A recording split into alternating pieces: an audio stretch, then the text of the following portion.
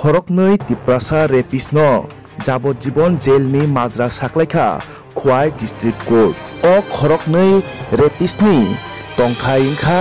एबा कामि इंखा खुवाई बरमयदान आमचायो बंनि मुं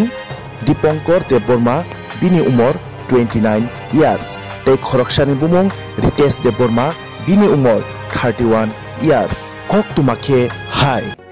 थांनाय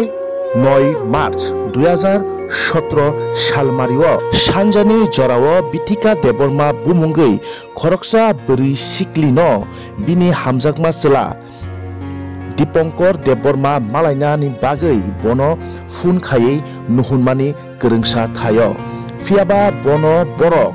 खरक थामके मिलुयै हपुं रमफ्रेखा तैनि फुंनाय सिरिसिरिखाय आमचानि लुकुरक बिथिका देबबर्मानि मांगथै खेटो ग्लाइजाखे मानखा यागुलो कल्याणपुर पिएसनि पुलिस रक फायै बिथिका देबबर्मानि मांगथैनो खसावै तलांगो यागुलो बिथिका देबबर्मानि नुखुंनि लुकुरक कल्याणपुर पिएस कायसा केस खलायक्या रमफ्रेनाय रकनि बुमुंगै एबा खेबा जे सन्देह टंनाय रकनि बुमुंगै यागुलो कल्याणपुर पिएसनि पुलिस 31 नवेम्बर 2017 सालमारिओ भारतीय दंड विधिनि 376 बी तै 302/38 दाराओ चार्जशीट याफारो तै 43 जनानि साक्षी नावै आदालत खरक नैनो मियाओ खुवाई डिस्ट्रिक्ट कोर्टनि जाज खरक नैनो যাবজ্জীবন जेलनि कारादंड साख्लायखा मिया सानजानि जराओ बिथिका देबबर्मानो रमफ्रेनाय रकनो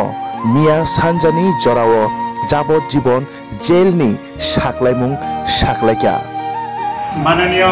सेशन जज श्री बेदप्रतिम देबबर्मा দুজন আসামিকে আমৃত্যু কারাবাসের আদেশ শুনিয়েছেন কারণ তারা দুইজন গ্যাংরেপের অপরাধী বিগত 9/3/2017 कल्याणपुर एलाकार बिथिका देबबर्माके तार बाड़ी থেকে তারা দুইজন মোবাইল ফোনে ডেকে নিয়ে যায় পরবর্তীতে তাকে গ্যাংরেপ করে তাকে হত্যা করে এবং তার লাশ ঘন্টার মিল এলাকাতে ফেলে দেয় পরের দিন বিথিকার মা কল্যাণপুর থানাতে এফআইআর করে কল্যাণপুর থানার দারোগাবাবু নিধিরাম রিয়ান সেই মামলা তদন্ত শুরু করে তিনজন অপরাধীকে গ্রেপ্তার করে একজন রিতেশ দেববর্মা একজন দীপঙ্কর দেববর্মা অপরজন হচ্ছে অমৃত দেববর্মা আজ সেই মামলার দীর্ঘ শুনানির পর আজ সেই মামলার রায় বের হয় এই তিনজন আসামির মধ্যে একজন আসামি বেকসুর খালাস পেয়ে যায় অনেক আগেই কারণ সেই আসামির বয়স একটু কম ছিল আজ সেই মামলার রায় ঘোষণা হয়েছে সেটা আমাদের সমাজের কাছে একটা বার্তা যাবে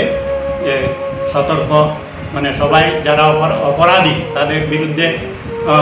এই ধরনের কঠোর ব্যবস্থা নেওয়া হবে যদি সেই ধরনের কোনো অপরাধ সংগঠিত করে আজ মাননীয় আদালতের যে রায় সেটা দৃষ্টান্তমূলক বলে আমি মনে করি এই দুইজন অপরাধীকে